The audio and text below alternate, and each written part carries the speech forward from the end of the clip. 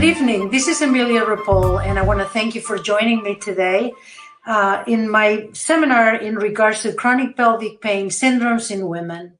It's funny how in life sometimes we interpret some of the changes that we never expected initially as something that could be not where you want to go, and then later in life you realize that it was exactly where you needed to go. And that is what happened to me with the chronic pain syndromes and interstitial cystitis.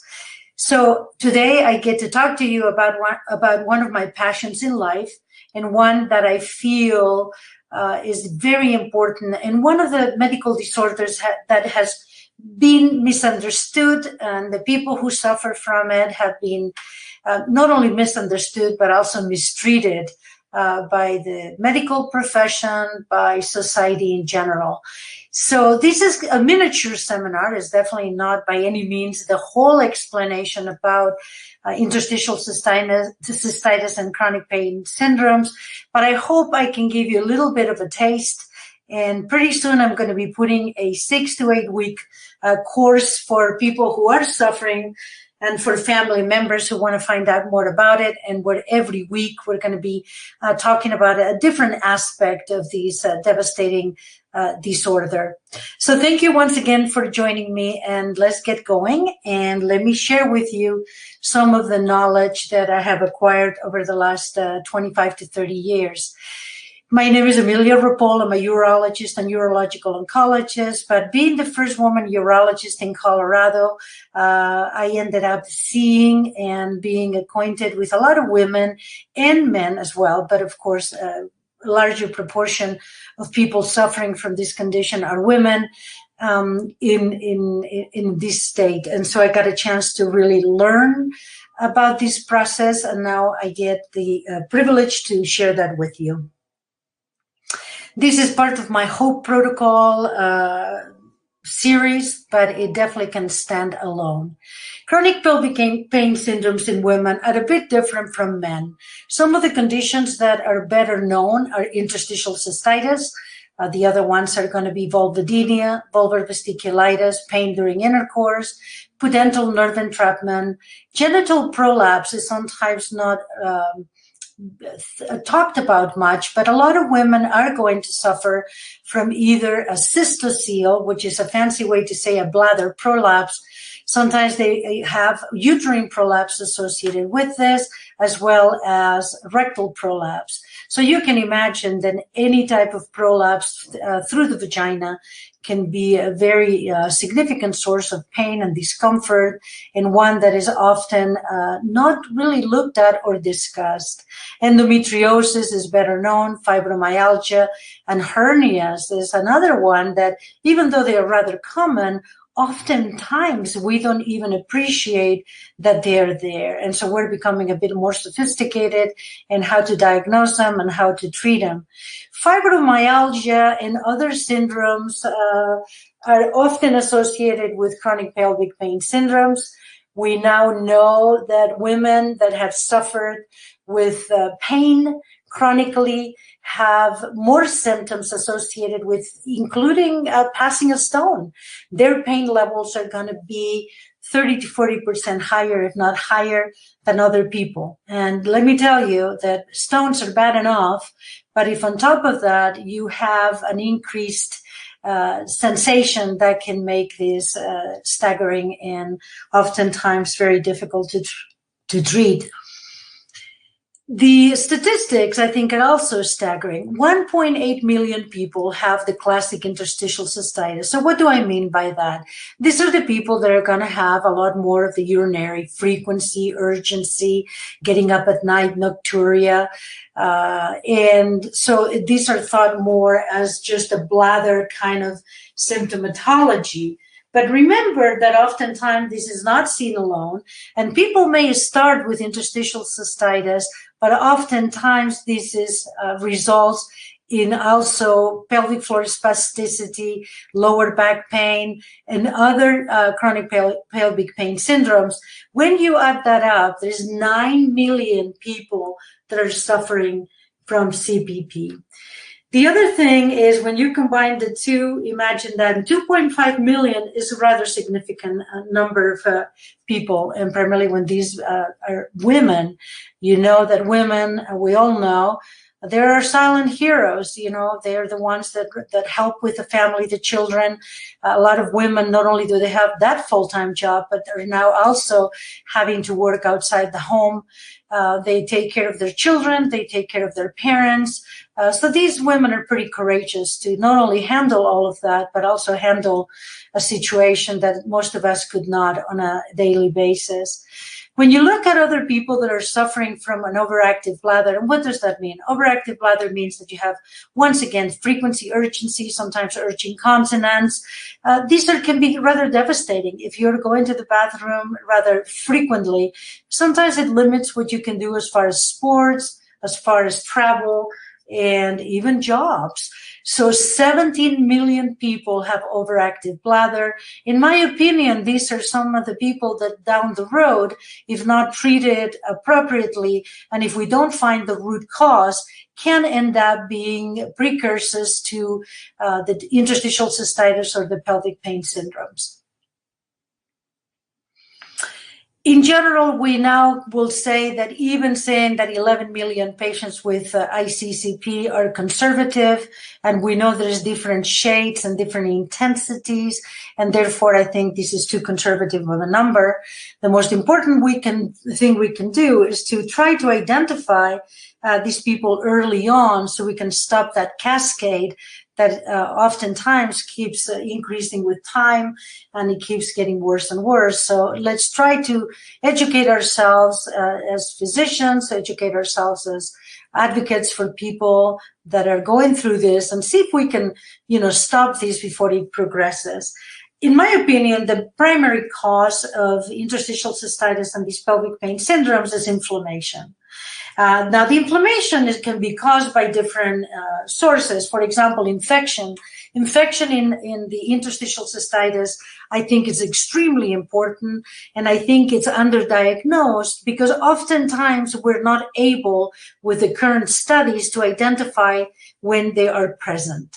We're also now more aware of the presence of biofilms. So you may say, what is a biofilm? And if you're a Trekkie, you can think of it as shields. When in Star Trek, they always, bring up the shields, okay. Or you can think of it as a castle or anything that will protect those organisms where they can hide. And when you take antibiotics, you kill a significant number of them, but a rather significant number as well are in a position where they're not vulnerable to the treatments. And then down the road, they come out and then they reinfect the patient. And then we go back to having infections. They're very difficult to eradicate. On top of that, if we're not judicious with our use of antibiotics, oftentimes we're going to end up with infections that are resistant to multiple antibiotics. So biofilms are critical. We need to understand more about them, and we need to find the strategies of breaking them down in order for us to be more effective in the eradication of infection as a source of interstitial cystitis and other pelvic pain syndromes. A perfect example of biofilms I discussed, I believe, 2 weeks ago in prostatitis. And I know prostatitis seems like it could be just something that afflicts men, and of course it does. But that same principles affect the vestigial prostate in women. And I will show you some pictures so you know what I'm talking about in a little bit. But those are glands that are periurethral that in men during the process of in utero that will develop into a prostate. In women, they are known as the G-spot or periurethral glands. These glands can oftentimes have significant biofilms with calcifications, whereas where these organisms can rest, primarily nanobacteria. We'll talk more about this, and we'll talk some of the ways that we have to try to break this biofilm down so we can be more effective in us being able to kill the bacteria. Of course, one of the most common bacteria are going to be gram-negatives, which are being contaminated from the rectal area, from the GI system. E. coli is the most common. But don't forget that gram-positives are also present from the skin. The ones that are very, difficult to diagnose are ureaplasm, mycoplasms. They're very small. They're very difficult to identify. We're getting better at doing so. But we believe that even cases of infertility are often associated with ureaplasm. So we're becoming more and more aware and more capable of treating these conditions. There is now cultures that can be sent out. There is other, not just cultures, but there are ways of looking for DNA. There's ways of amplifying the DNA of some of these organisms and RNA, and then be able to detect them that way. Chlamydia can be a source of recurrent infections and infections of the glands and the mucosa as well of the bladder, and of course nanobacteria, remarkable in men, but also in women as well. So a big push right now is to diagnose them, to be able to treat them appropriately. And so how do we do that? I was promising you a little bit more information about periurethral glands. In this drawing, in the middle drawing, you see these beautiful green glands. That is, if the woman or the baby in utero, the fetus would have been exposed to testosterone, these, as you know, we are kind of neutral at the beginning, and depending which hormones we're exposed to, we're either going to develop into a male or a female. Those beautiful green glands in men will become a prostate, in women become the G-spot, but also they are, as you can tell, in that layer between the vagina and the urethra. You can imagine that if male prostates can get infected, so can these glands. And oftentimes they're very difficult to reach with antibiotics. And these, in a way, they are a biofilm in two different ways. The location and make it difficult to treat, but also these are notorious for becoming blocked via calcifications or mucus. And so therefore they're very difficult to treat with regular antibiotics. This is where nowadays, with some of the technologies I'm going to be talking to you about, we might be able to make some leadway and get better results. A lot of times, this has been very unknown, and therefore has not been treated appropriately. So what do we do treatment-wise? Of course, we need to remove the inflammation and the epithelial dysfunction. How do we do that? We need to identify the type of infection. We need to know what it's sensitive to, and then we need to remove the biofilms. If we don't remove those forces, we're always going to fail. We need to get rid of the allergies. How do we do that? I will go over allergies by themselves. The dietary factors are important. Some people are going to tell you that they're extremely important and they notice great difference by avoiding the typical foods like carbonation, even if it's carbonated water, acidic foods, foods that have caffeine, and foods that are spicy.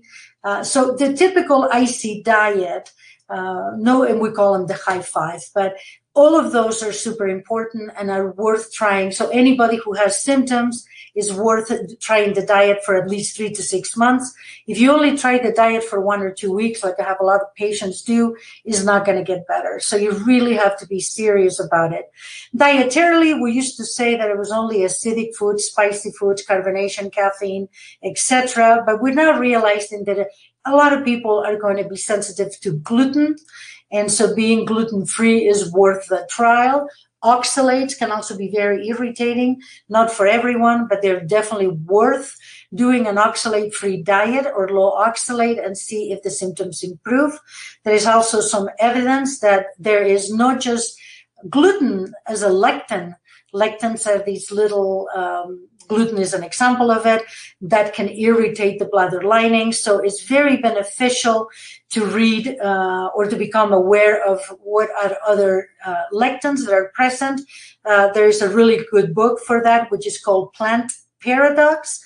Also knowing that if you are able to use a pressure cooker, that most of the lectins are going to be neutralized. So that's a good way to eat foods that are very healthy for you, and that are then remove these possible irritant. There's no doubt that mucinous herbs, for example, things like aloe vera, are extremely beneficial. To be honest with you, I've had good aloe vera do as well as Elmeron, although Elmeron can be extremely beneficial for a large percentage of women, so I'm not saying that they shouldn't try it.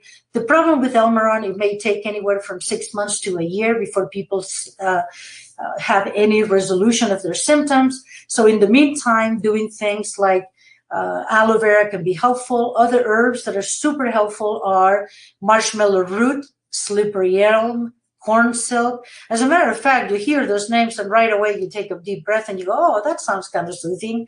They're mucinous herbs, which means they coat the lining of the bladder. And if there's irritation, if there is pain in the bladder, it can really soothe that, cool it off. The same way that if we have a burn in our skin, the first thing that we put is aloe vera. This is exactly the same.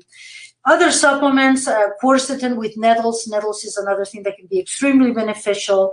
Homeopathics have been really helpful, primarily if you can make them to relate to the actual person. That's the beauty of homeopathy, is very personalized. So finding a good constitutional homeopath can be extremely beneficial. No doubt that there's a lot of medications and everybody's aware of those, so I'm not going to spend as much time with them. But the important thing about medications nowadays for these conditions is that they can also be given intravaginal. So be very mindful of that. If you don't know about intravaginal suppositories, it's really worth a while talking to your physician and asking them about the possibility of Valium. Valium is not the only one, but it's really helpful at night. It's the muscle relaxant. There's so many different formulas that we can put together. Valium with baclofen, with amitriptyline. There's multiple, and it's a matter of finding the right formulation for each person. So the nice thing about intravaginal suppositories is that you are going to bypass some of the systemic effects, and that's going to be really good for the people that are trying to keep a job and a life and are out there trying to live from one day to the next. So what are some of the newer treatments that we're using in our office for the lining issues and the biofilms and the infections? We have been doing ozone now for approximately maybe up to 7 or 8 years, maybe longer. The bladder installations with ozones have been significant. We published a few years ago a little abstract with, to be honest with you, I can't remember the exact number of patients, but I have to tell you that the people that we are treating are people that have failed already all other types of bladder installations. They have failed all other treatments. So we were able to get, and now approximately we have maybe like about 100 women that have obtained bladder installations with ozone in our office. And I can tell you that our results, considering that these people were desperate and they had failed everything else, have been rather significant. We've had 30% of people have complete resolution of symptoms, which is amazing. We've had another 25% of people have a significant improvement, but requiring off and on some maintenance. And then unfortunately, we've had 20% of people who did not respond to ozone bladder installations. And in a way, it is that 20% of people that has pushed us forward to look for other ways that we can help them. And that has been for us a journey, because we believe in these women. We know that these symptoms are real. We know that it's taking an incredible toll in them and their families. And we're not going to give up on them. We're going to keep searching until we can make a significant difference in the 20% of people that not too many things are working. So what else is out there? What else are we using? We're using platelet-rich plasma. And believe it or not, platelet-rich plasma has been significant. And where I've been surprised is not only has it been significant inside the bladder, but periurethral around the glands that we were showing you, the G-spot.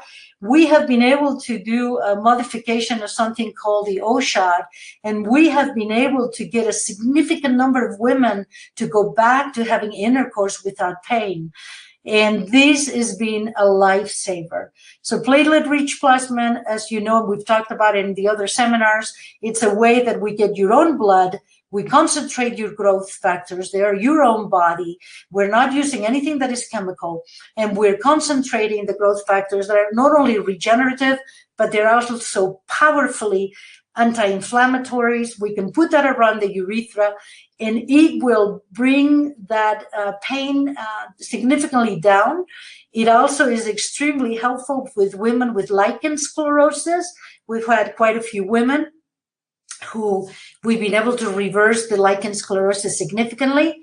The person that has done extremely good work on this is a gynecologist in combination with Dr. Reynolds, and they had a significant study that if you need to see that, I'll be happy to send you the reference for that. But lichen sclerosis is not as bad of a situation as was before. We now have an ally on PRP, not just for interstitial cystitis and urethral pain, but also for lichen sclerosis.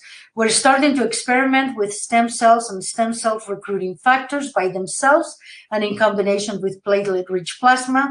Once again, mostly we've been using it around the urethra in the periurethral glands with significant improvement. We're now trying to possibly develop a new protocol where we might be able to inject the stem cells and the PRP inside the bladder underneath ulcers, like Hunner's ulcers.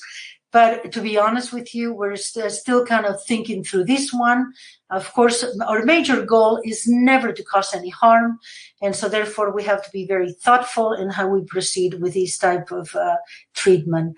Another one that has been extremely shocking to us about how beneficial it has been is the shockwave lithotripsy, as we talked about in other seminars, but just give you a little bit of a summary on that one.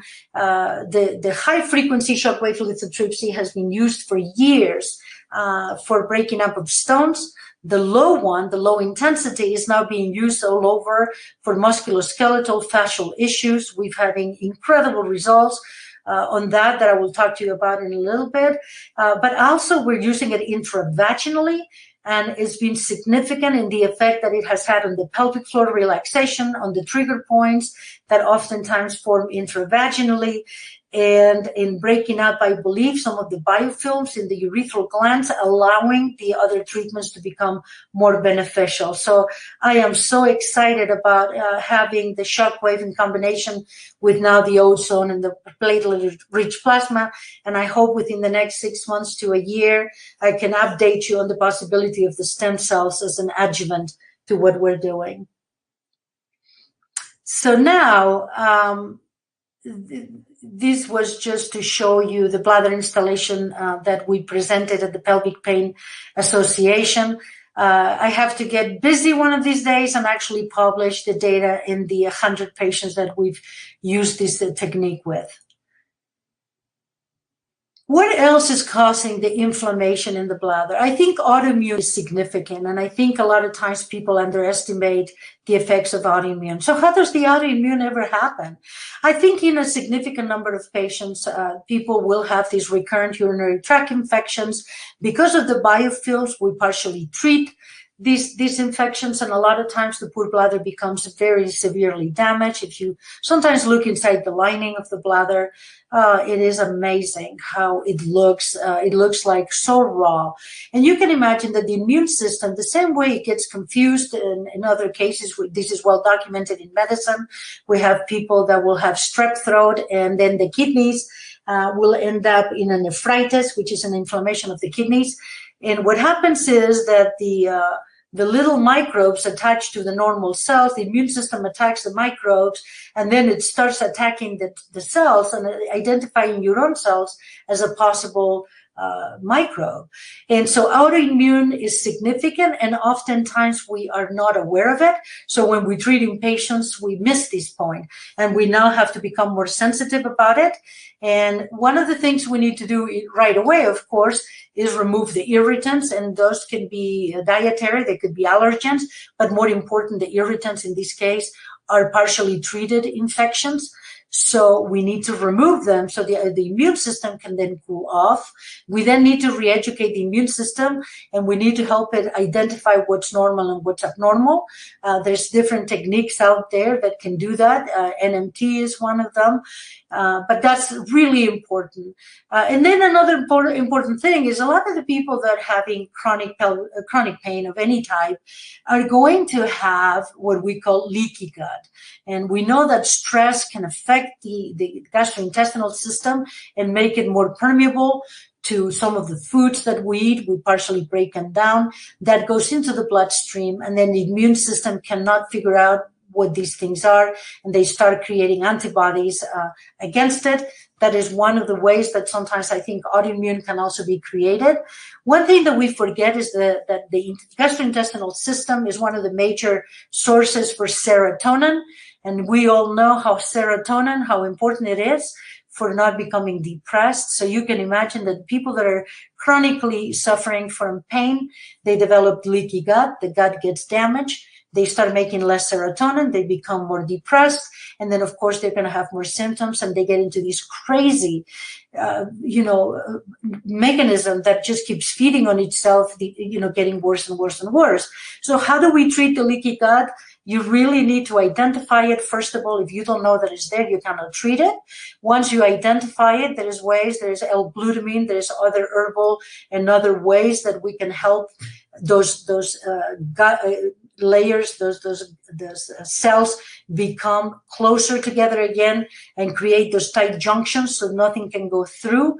So we have to be very careful about allergens. We have to be careful about anything that can affect the gut. We have to start using digestive enzymes that can facilitate the breakdown of foods more readily. But remember, the digestion starts in the mouth, so masticating, that means chewing your food, believe it or not, is super important. And a lot of us are in such a hurry that most of the time we don't do that. So start chewing your food, do good digestive enzymes, make sure that the hydrochloric acid levels in your stomach are appropriate, make sure we have the right probiotics in the intestinal system. As you can imagine, a lot of the people that come to us, a lot of the women have been on chronic antibiotics. I've had some of these poor women come that have been on chronic antibiotics for 20 years, and nobody ever told them that not only have they killed maybe some of the bladder bacteria, but more important, they have killed all the beneficial bacteria in the intestinal system. And guess what? If we do not repair that, infections just become more common, the bacteria become more resistant, and all the digestive issues perpetuate. So super important to heal the intestinal system and to educate the immune system. And remember, vitamin D, fish oils, and there's other herbs that can help us with these conditions. Allergies are super important, and not only the dietary ones, but there's other allergens in the environment that can set us up. So very important to be able to identify the allergens. There is now a lot of tests that can be done via blood. They don't all have to be, you don't have to be tortured with being poked with 1,000 different allergens like in the old days. That was rather annoying and not always helpful. So remember to, there is a lot of new ways of identifying allergens, and it's definitely super important to do so. I think that anybody who suffers from interstitial cystitis or any of the chronic syndromes has to be able to identify what is aggravating them. So once we identify them, then we can remove them, hopefully. Once again, the leaky gut is super important, so let's pay attention to that. And we now know that quercetin with nettles has been proven in a double-blind study to be extremely beneficial for prostatitis, and I believe that therefore also for bladder. I've used it for years with extremely good results. Hormones, oh my goodness, this is another one that is so important, and I tell you, so complicated because it's so variable from one woman to the other. For some women, progesterone can be a lifesaver. For some women, it can be a death sentence as far as pain is concerned. The thing that we forget about hormones is that and we forget that as physicians, to be honest with you, is that it doesn't matter sometimes what the levels are in the bloodstream. Just because you have proper levels, it doesn't mean that your body is able to use them appropriately. So remember, it's not just about levels, it's whether the body can identify them, it's whether the body can use them appropriately. And more important, if you have a liver that is overtaxed by medication, overtaxed by the leaky gut, and etc., is not going to be able to help you break down the hormones appropriately. And you're going to start developing very unusual symptoms against your own hormones and even more against bioidentical hormones. So whenever some people get worse on hormones and they were low on them, remember that the liver is extremely important and that we have to do liver detoxification pathway analysis. We have to be able to facilitate the liver detoxification pathways. We have to do liver cleanses. There's a lot of herbs that can be beneficial. And it really will depend in your own ability and your own genetic ability. One of the major pathways for liver detoxification is called methylation. And there's a lot of us who don't have the right genes for methylation. So oftentimes we can't study that for our patients. And if they are poor methylators, we can help them by providing B12, magnesium, and also, more important, by helping with the alternate pathways like sulfonation, for example. So doing SAM-E and other ways to help with the sulfonation can be very beneficial for people, and the way that they can not only clean the hormones out of the system, but react to the hormones. So I always make my patients do a diary during their period. I want to know, for example, when the pain is present, because then if we do levels at the same time, and we don't just do levels one time out of the month, but we actually follow the hormone levels via saliva, for example, or even urine, and we do levels every 3 days, then we can compare symptoms to which hormones were up or down, and that can be very helpful in singularizing, in really making a treatment for that one person, not just going, oh, well, in general, progesterone is helpful, so I'm going to put somebody in progesterone. We really have to understand how progesterone, estrogen, testosterone, and DHEA, for example, and pregnenolone are affecting these people, and how those hormones are either aggravating or improving the symptoms. So very important to not underestimate the role of the adrenal glands, which can be, in cases where we're going through menopause, the adrenals can be so very helpful in the women through perimenopause and menopause in providing a support, in providing enough hormones that a lot of people are going to be free of symptoms. So don't just think about ovarian, think about adrenals, and let's look at both when we're trying to help our women. Dysfunctional voiding. I mean, this is another one that we never think much of. But you know, there's children. And by the way, I'm so thankful that we finally are realizing that it's not just women and men who suffer of interstitial cystitis and pelvic pain syndromes, but there's actually a lot of children out there that are suffering and they're being told that, this is nothing, it's in your head. So please don't forget that just because you're young, these kids can and will often suffer, and they go unnoticed. So what's dysfunctional voiding? Dysfunctional voiding can start very early in life. And usually I always tell my children that they're brilliant, and that oftentimes this happens in children that are super focused, and they're so focused on whatever they're doing that they learn to do two things that are not very helpful. One of them is to tighten the pelvic floor, which is the urinary sphincter, so they don't have to go to the bathroom. And the other one is to start ignoring the signals that are coming from the bladder being full. So what ends up happening is they tighten the sphincter so tight that when they go to the bathroom and they try to empty their bladder out, they can't, because the sphincter is tight. These are the kids, sometimes I call them the pee-pee dance. You see them in a corner, or you see them doing homework or doing whatever they're really interested in, and they're moving. And you go, you have to go to the bathroom. They go, no. You know, sometimes they don't realize they have to the bathroom until they actually start leaking. So biofeedback, electrical stimulation, super important. And a lot of these children are going to also have bowel function issues. So making sure they're not constipated, and helping them evaluate the GI system is going to be very helpful.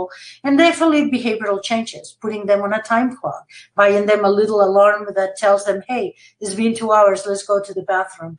They're very difficult children to work with, poor kids. It's very difficult for the parents because the kids are going to buck. So creating some kind of reward system could be extremely beneficial for these children. But believe it or not, children get older and they become adults and they carry this with them. So no wonder later on they're going to develop other issues. Neurological issues are super important, and one that is so important that I think it deserves a seminar by itself. So I'm going to give you a little bit of a teaser. I'm going to tell you that in 2 weeks from now, we're going to do a whole seminar on the neurophysiology for both acute and chronic pain. We're going to be looking at the central nervous system and its contribution to these syndromes. We're going to look at the peripheral nervous system. We're going to look at peripheral sensitization, wind-up responses, central sensitization, sympathetic activation, loss of inhibitory control, convergence, CNS vulnerability. I kind of touched a little bit on the vulnerability when I told you that a woman that has chronic pelvic syndrome or interstitial cystitis, any other pain syndrome, whether it's having a child, having a kidney stone, anything else is going to be at least twice, if not more painful than the average population. So we will dedicate a whole seminar because this is so important and also so misunderstood. So what are some of the other causes that can cause nerve damage? If the ligaments are very tight, sometimes that can cause strangulation of the sciatic nerve and the pudendal nerve, and that's going to cause pudendal nerve neuralgias. And this can be, oh my goodness, every time these people sit down, they have to sit on a donut. It's very difficult. And a lot of the symptoms that they're going to manifest with depends on which branch of the pudendal nerve is being affected. If you see on the right side of this drawing, you see the pudendal nerve coming out through the Alcock canal. That is a very narrow canal, and sometimes it gets pinched when the pelvic floor becomes extremely tight.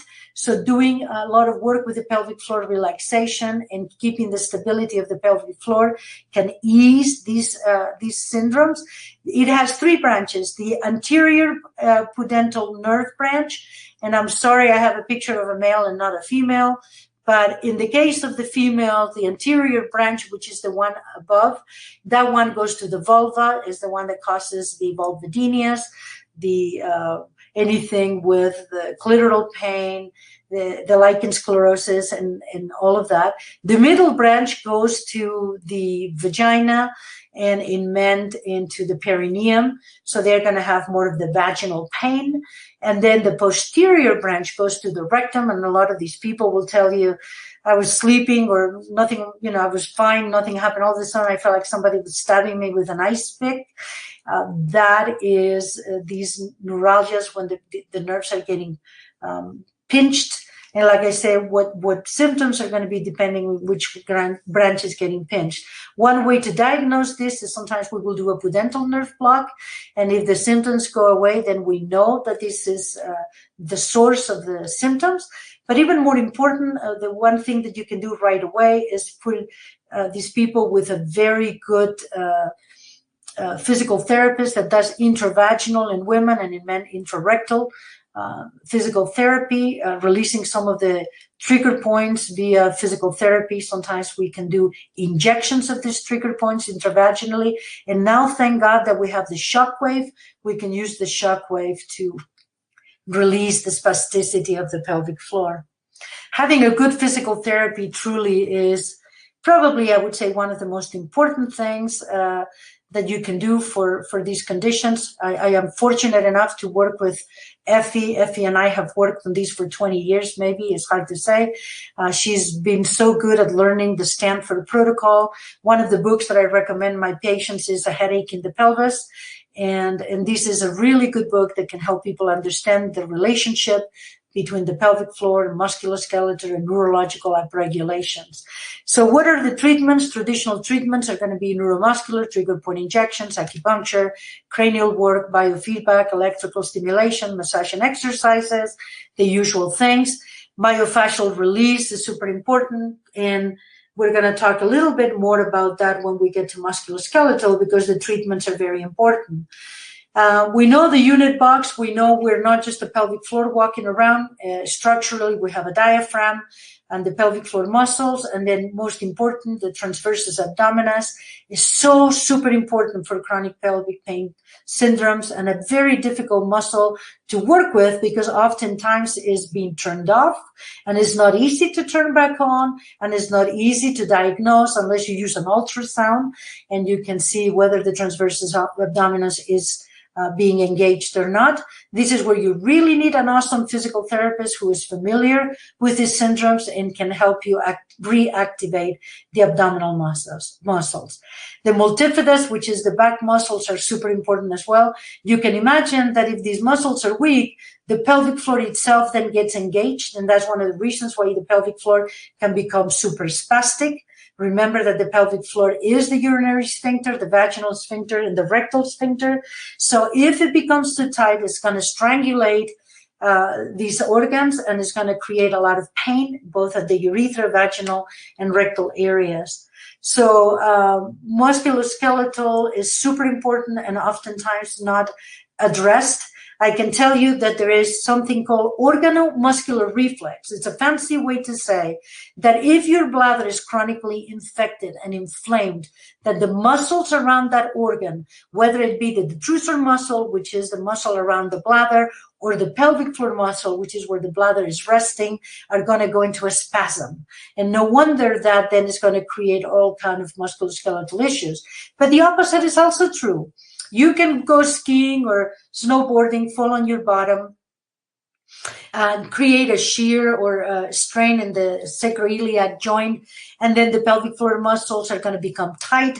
And when you have tight muscles, that's called a muscular organoreflex.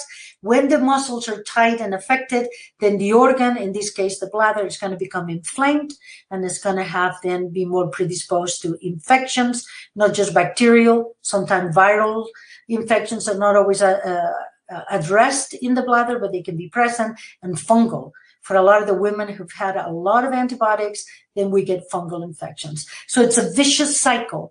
But I can honestly tell you that if you don't address both the bladder lining issues and the pelvic floor musculoskeletal issues and also the neurological issues, the patient will never get better and you're going to be chasing your tail. We have to look at the whole picture. We can't just do a bladder installation and put him on a diet and expect him to resolve these conditions. This is just to remind you about the pelvic floor. This is Thank God a Woman, since we're talking about women. So here we go. This is a bird's eye view, and you can see how we have two sets of muscles, the ones that go side to side and then the ones that go anterior posterior. And notice that they are a hammock, and they are the hammock that form part of the urethral sphincter and then rectal sphincter and also vaginal. You can imagine that if that goes into a spasm, not only are you not going to be able to empty your bladder, but you're going to have extreme urethral pain, vaginal pain during intercourse, and even have a significant pain during bowel movements. So super important to be aware of that.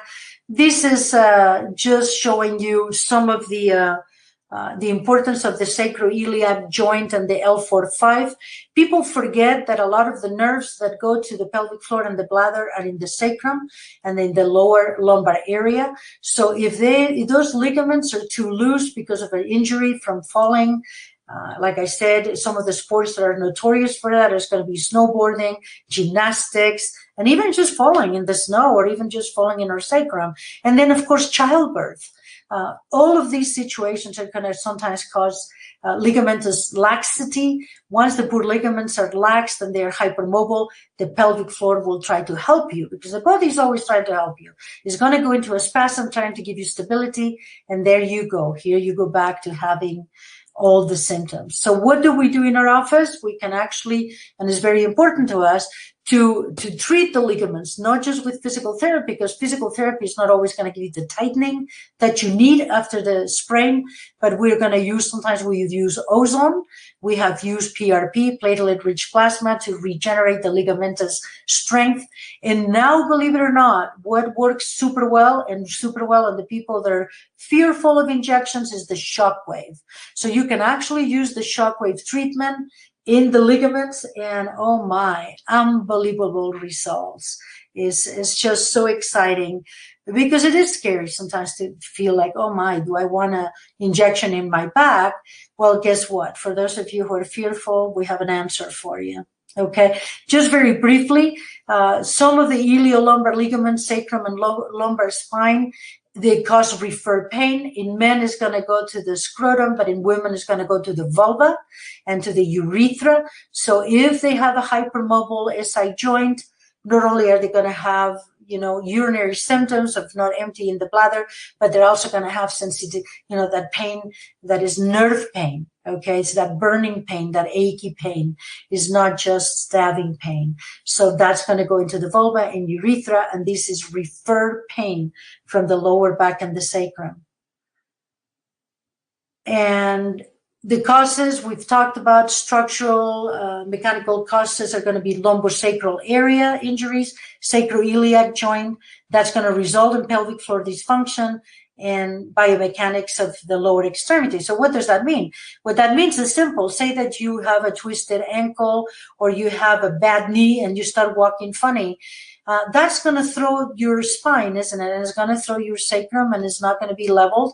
And that's going to, a lot of times if you ask people, when did the symptoms start? Oh, I've never had any urinary symptoms, and they don't think about it. You go, what happened 6 months or a year before? Oh my, I had a knee replacement, or I had a hip replacement, or I fell and hurt my sacrum. Okay. And so the key is you have to fix what's in the extremities, because otherwise the problem is never going to go away. Believe it or not, myofascial restrictions. So old scar tissue. I had recently had a woman with severe vulvar pain, and she had, believe it or not, a hernia repair. And the scar tissue in the hernia was, if you pushed in certain areas in that scar tissue, the pain would refer and shoot down to the vulva and the clitoris. And so once we did neurotherapy and injected the scar and then used actually the shockwave, the pain went away. And this pain that she had had for 15 years going down to the vulva is now gone. So the fascia in the old scars, I cannot emphasize enough to you how super important they can be and how misdiagnosed they are. And it's so easy to treat at least once and see if you can make a difference. That always be looking. Imagine all the women that have C-sections. Those scars are notorious for causing chronic pelvic pain syndrome. So we have to be aware of those C-section scars. It can be bladder, the old scars that we used to do with MMKs for incontinence. We know now, we use a lot of meshes in the abdomen for both hernias and suspensions of the bladder. All of those can generate scar tissue and sometimes nerve impingement, and one of the primary causes of pelvic pain. So be mindful of that.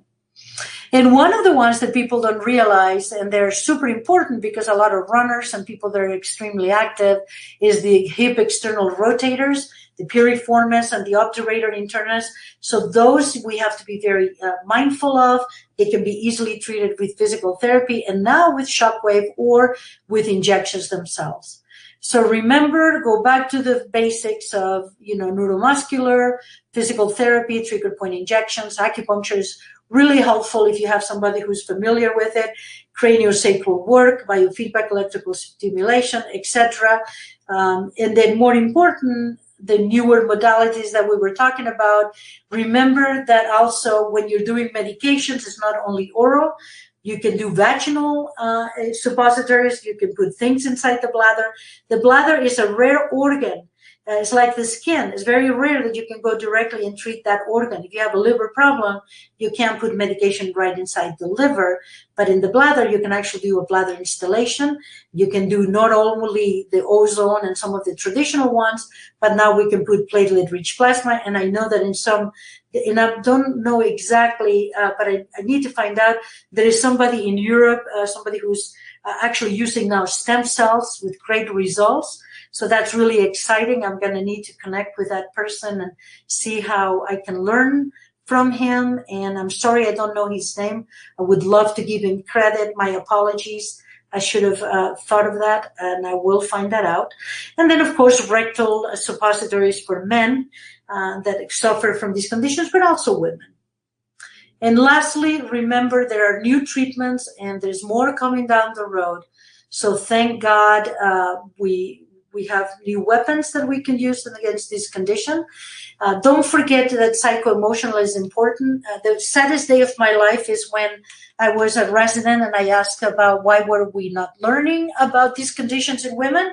And I was told that it was all in their heads and these conditions never existed.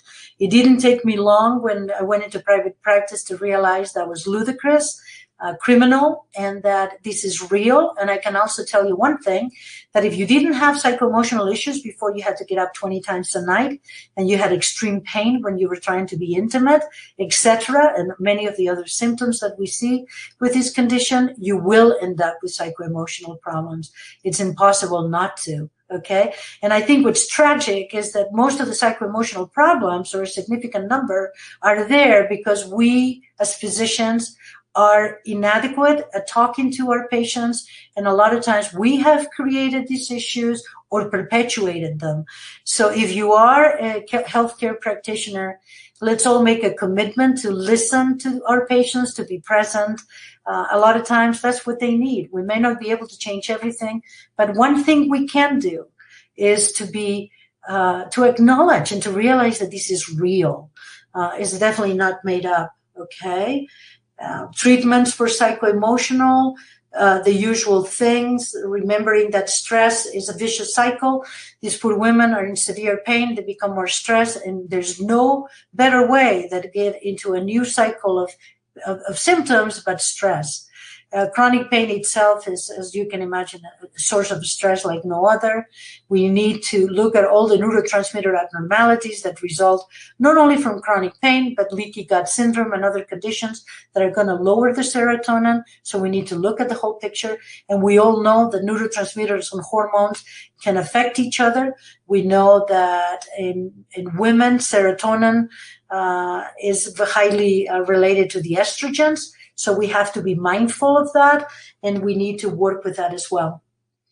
And lastly, I told you I was giving you a teaser, but the most important thing, and I wish I knew who wrote this. I did find it. I don't know who to give credit for, but when I saw it, it's true. Hope is not just my protocol, but it's also hold on, pain ends.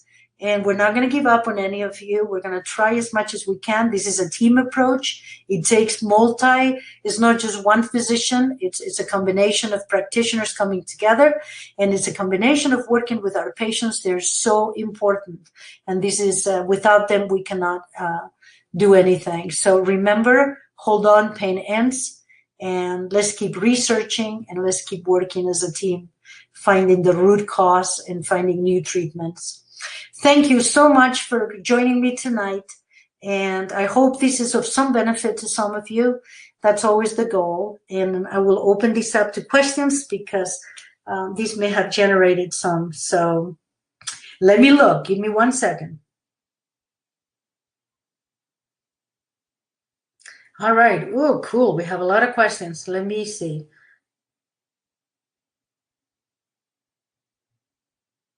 Okay, this is a really good question, and I have to honestly say, somebody was asking, is sometimes once you resolve this condition, is it forever? And I will be honest with you. I can honestly tell you that for some people it might be, but the same way that some people suffer from migraines and some people have pain in the stomach. Some people may have psoriasis. We all show stress in a different way. It might be headache. For some people, the bladder is always going to be the first thing to scream when you are going through a tough time in your life. So a lot of people will do well for a very long period of time. Then they'll go through some tragedy or some period of stress that is significant, and the symptoms will come back. The difference is going to be that you will see it so much earlier, that you will be able to intervene and nip it in the bud. Okay. And so don't look at the symptoms as a horrible thing. In a way, it's a gift in that you will early on go, whoa, I'm out of balance. Obviously, my life is out of control. I don't want to go back to these symptoms. So what do I do to repair that? All right. So I wish I could say they will never come back, but that's not the case. But it can be for some people. Okay. Number 2. Why don't doctors tell us that overuse of treatment can permanently damage our bladders? I wish I could say why they don't. Like I was telling you earlier, some of the worst enemies to a lot of our patients is the physicians and the healthcare providers. We're trying to educate them, and we as people that, including the patient, it's up to us to educate physicians. It's not an easy thing to do, I tell you, but we cannot give up and we have to keep trying. Another question is, my boyfriend and I both, somebody who had ureaplasm. And let me see. Yes, we've had some people who keep cross-contaminating. So sometimes it's important to realize with infections, we have to treat both partners. We can't just treat the woman. We need to acknowledge that some of these things will also affect our partners, and we need to treat both. Otherwise, we just keep going back and forth. Okay. No doubt somebody was asking me about estrogen suppositories. Estrogens can be super important, and so is progesterone, and more important, the balance between the two, including testosterone. So once again, the most important thing is to not assume anything, but to really find out your own response to hormone levels and to hormone treatment. A really other good question is, does microscopic hematuria always mean inflammation? If there is no infection, absolutely. Remember that inflammation can be caused not just by infection, it can be caused by allergies, autoimmune, I already said allergens, by the organomuscular reflex, etc. So having a bladder that doesn't empty is not always infection. That's one of the biggest misunderstandings, is that that inflammation is always due to infection. That's not true, but infection will always lead to inflammation. Let's see. Microscopic hematuria, yes, oftentimes that will be a strong suggestion that the bladder lining is extremely unhappy, and definitely we need to heal the lining. But once again, don't be narrow-minded. Realize that there could be more than just the lining itself. I have another really good question here. They say, my body is so sensitive to so many good supplements and herbs. How should I address that? Remember what we talked about liver and how important the liver is in detoxification. Whenever I have a person that reacts adversely to some of the really good stuff that is out there, it could be one of two things: allergens, so we need to work on allergies, and there are ways of working on allergies. NAET, NMT, there's many modalities that can help us, but also most important, I can tell you, is going to get rid of the leaky gut and get rid of the liver toxic load. And that is going to need sometimes some heavy work with working on the detoxification pathways like we talked about earlier, methylation, sulfonation, etc., and even doing some liver cleanses. So to be honest with you, I would have to say that 80% of my patients or more that are suffering from this condition are going to have both leaky gut and a very toxic liver. Let me see what other questions we have.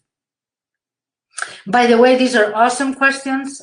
Thank you, because thanks to your questions, it makes it easier for me to to clarify.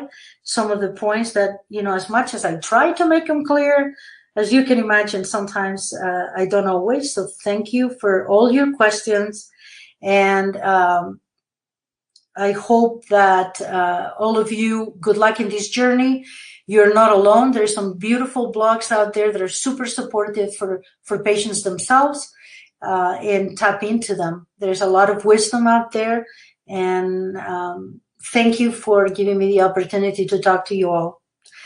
See you in about 2 weeks, and we'll talk about the chronic, all the good stuff on central nervous system, neurophysiology of both acute and chronic pain, which is like so important and so misunderstood in some of the areas that we're starting to make some headway. Talk to you soon.